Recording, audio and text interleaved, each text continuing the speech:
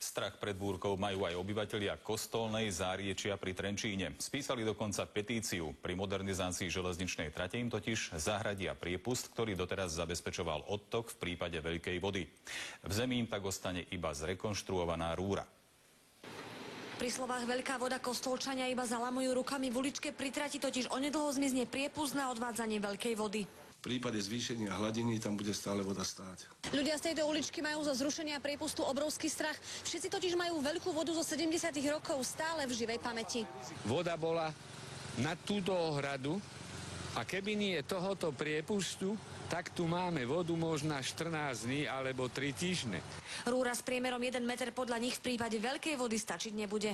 Tam to potom nemá kde ísť. A to je jediná odtoková rúra, ktorá bere z tej časti odtiaľto potoka až po Záblate.